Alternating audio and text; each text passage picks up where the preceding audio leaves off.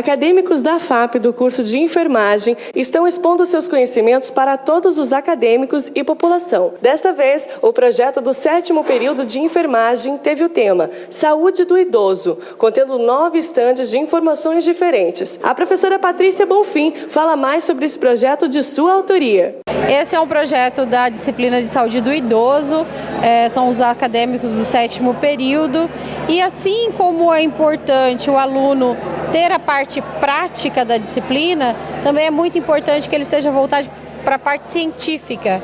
Então, por isso nós desenvolvemos um projeto onde eles fizeram pesquisas, tanto de campo como bibliográficas, e produziram seus próprios artigos de temas que são de relevância dentro da saúde do idoso, para que esse futuro profissional ele saiba como lidar, ele saiba quais são as dificuldades desse cliente, uma vez que o Brasil, como é uma tendência mundial, tem se tornado cada vez mais um país de idosos, então vai precisar de profissionais qualificados para lidar com esse tipo de público, que demanda de um cuidado específico. Vamos falar com a acadêmica do 7º período de enfermagem, Taína Rosa. Boa noite, Taína. Conta pra gente a questão que vocês estão falando aí sobre os idosos, né? Qual foi a doença que teve mais internamento de idosos aqui na nossa cidade?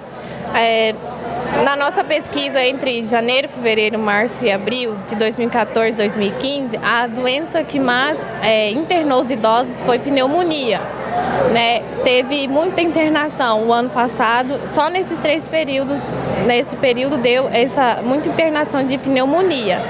E o nosso trabalho, nós falamos sobre a vacinação também, nós pesquisamos sobre a vacinação, que é de grande importância ser vacinado pela gripe, sendo que a maioria dessas pessoas que foram internadas são a pequena quantidade de pessoas que não foram vacinados. Então, esses idosos que acabou tendo pneumonia foi porque não foram vacinados. Essas pesquisas a gente conseguiu uns dados da estatística do Hospital Municipal Ana Neta, onde eles disponibilizaram todos os pacientes que foram vacinados, e através desses dados a gente fez um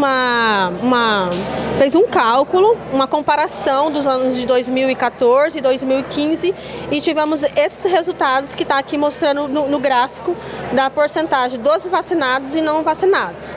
Os não vacinados foram poucos, mas esses não vacinados foram aqueles pacientes que tiveram caso de pneumonia no nosso município. Fala um pouquinho com a gente das sexualidades e prazeres na terceira idade. Boa noite, A gente fez esse artigo para explicar mais ou menos como que funciona hoje em dia a sexualidade do idoso, que hoje no Brasil o idoso é considerado a partir dos 60 anos de idade, Então, assim, hoje em dia nós temos vários tabus, vários preconceitos em relação a isso, Sobre o sexo na terceira idade.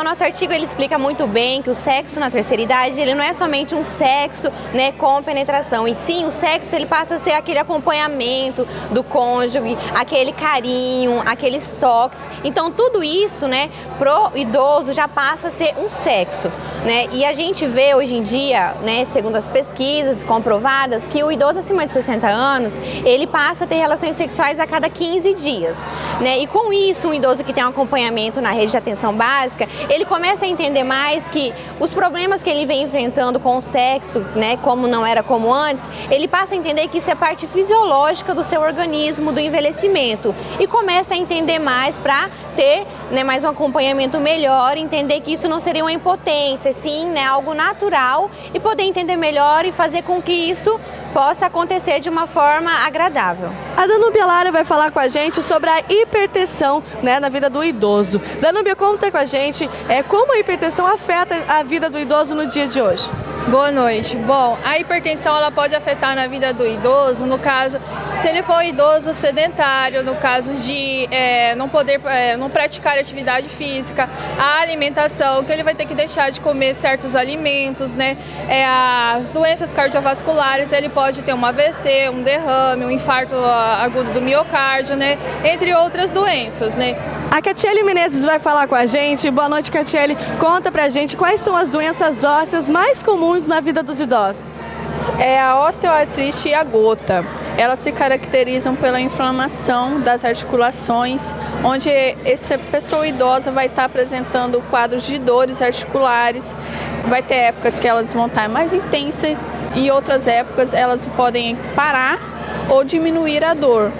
A acadêmica Karen Gonçalves vai falar com a gente sobre o envelhecimento. Então fale um pouco mais sobre o envelhecimento, Karen. Então, é uma fase no qual todos vamos passar, mas muitos não aceitam, né? E a gente fez um artigo relacionado a isso, sobre os aspectos que levam, né?